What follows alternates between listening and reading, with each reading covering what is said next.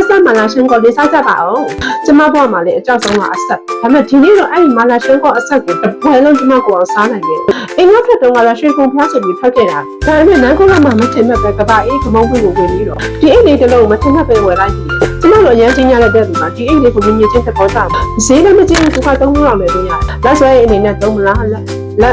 လက်ကျိုးကိုအတူနဲ့ဆွဲမလားအရှိနဲ့ဆွဲမလား cross cut နဲ့ဆွဲမလားအရင်အဆင်ပြေတယ်ခေကျမရဲ့စားနေတဲ့ပုံကတော့တော်ကိုပေါ့နော်အေးအေးဒီတောင်းလိုက်စားလိုက်တယ်နောက်ဆုံးမှာတော့အဲ့ဒီရဲ့ပေါ့နော်ရှင်မလာရှန်ကိုဒီဟာကိုကျမစားနိုင်ခဲ့တယ်ဒါတော့မှအဲ့ဒီဆိုင်ရကိုအဆက် shop ပေးထားတာတဲ့အမလေး shop ပေးထားလို့ပဲတော်ပါတော့တယ်ဒါပေမဲ့စားကောင်းပါတယ်400တော်တော်ကြီးရဲ့1000ခွဲပဲပေးရတယ်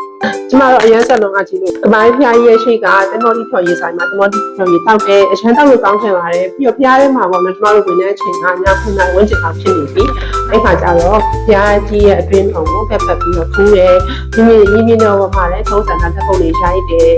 ပြီးတော့ဖျားပေါ်မှာဒါပတ်စံနေလည်းခူးခဲ့တယ်ပေါ့အခုမြင်နေရတာဗာလေးလို့ထင်ဆောင်းတန်းပေါ်မှာကျမအနှစ်နှစ်ကရှာနေတဲ့ဥစ္စာလေးကိုကျမဒီနေ့ရခဲ့တယ်တွေ့ခဲ့တယ်ကျမအရင်ပြောသွားအဲ့ဒါလေးကတော့အုံမခွက်ချင်နေဖြစ်တယ်အုံမခွက်ချင်နေကလေကျမကြီးကောင်းတယ်ဆိုတော့ကျမနင်းနေခဲ့တာကြာပြီဒီနေ့မှလည်းကျမရလာခဲ့6000ပဲပေးရတယ်အုံမခွက်နေလို့ရှိရင်ကျမကြီးကောင်းတယ်ခြေပွားက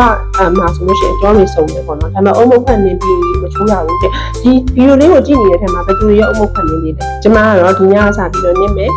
ရေမိုးချိုးပြီးအဲ့တော့မယ်ပေါ့နော်ကဲဒီနေ့ကျမတောင်းဆိုမြောက်